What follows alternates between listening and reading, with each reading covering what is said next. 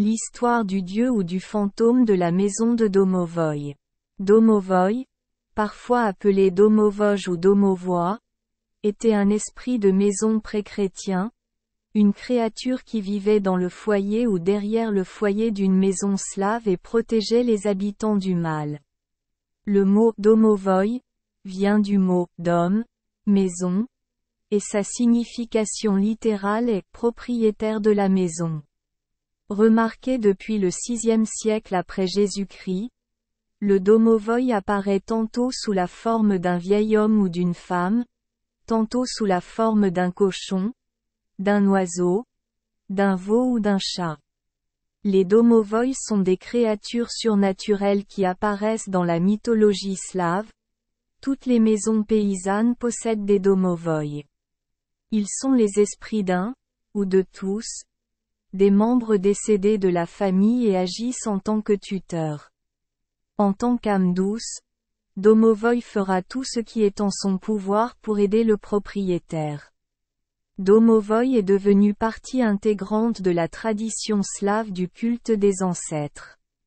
Mais attention, si malheureusement il s'énerve, les conséquences seront très imprévisibles.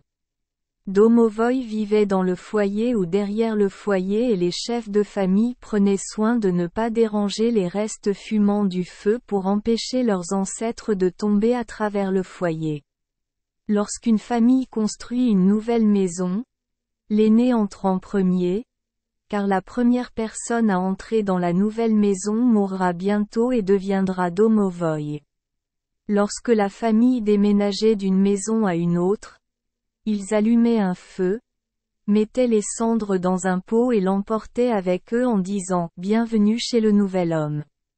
Mais si une maison est abandonnée, même si elle est incendiée, les Domovoy restent, rejetant ou acceptant les prochains occupants.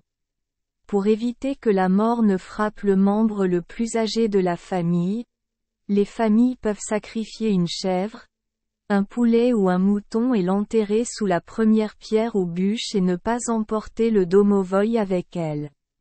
Lorsque le membre le plus âgé de la famille décède, il devient le Domovoy de la maison.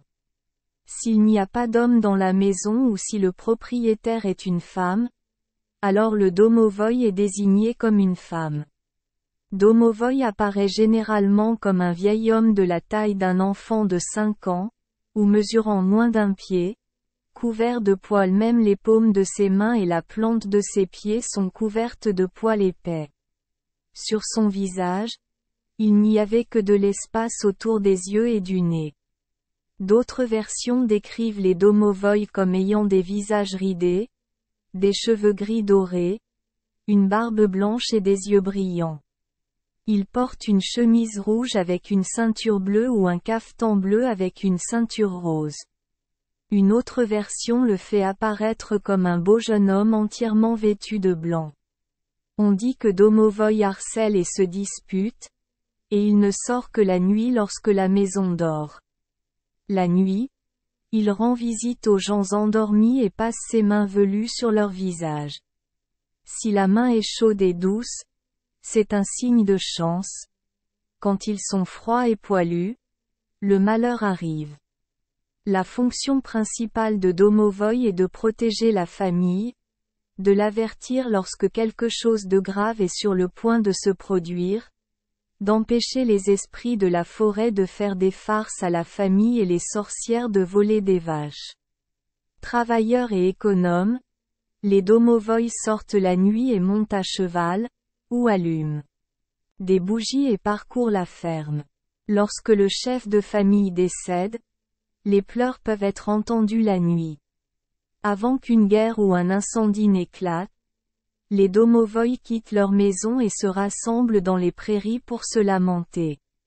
Si un malheur attend la famille, les Domovoy les avertissent en frappant à la porte, en montant à cheval la nuit jusqu'à ce qu'ils soient épuisés ou en forçant les chiens de garde à creuser des trous dans la cour ou à hurler dans la cour du village. Mais les Domovoy sont facilement offensés et doivent toujours recevoir des cadeaux, de petites robes enfouies sous le sol pour qu'ils puissent les porter ou des restes du dîner. Le 30 mars de chaque année, le domovoy devient maléfique de l'aube jusqu'à minuit, et il faut le neutraliser avec de la nourriture, comme un gâteau ou un pot de ragoût de céréales. Variations sur domovoy dans certaines maisons slaves. Différentes versions des esprits de la maison se retrouvent dans les fermes.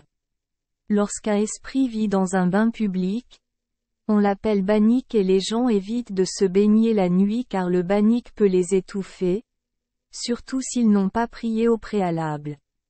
Les domovoy russes qui vivent dans la cour sont les domovoj laska, belette domovoy, ou dévororois, gens de la cour. Dans une grange, la famille ovinik, habitant de la grange, et dans la grange, la famille gouménik, habitant de la grange. Lorsqu'un esprit garde une écurie, il est appelé vasila, pour cheval, ou bagan, pour chèvre ou vache. Il endosse les aspects physiques des animaux et reste au chenil toute la nuit. Merci les enfants des Esperluette Croisillon 39. Avoir écouté des contes de fées au jour Esperluette Croisillon 39. 8. Espérons que les histoires apporteront aux enfants des moments heureux et significatifs. Si vous aimez notre chaîne, veuillez appuyer sur le bouton S Esperluette Croisillon 39. Abonner, pour ne manquer aucune histoire intéressante. Je vous souhaite une bonne nuit de sommeil et de beaux rêves. Rendez-vous dans la prochaine histoire.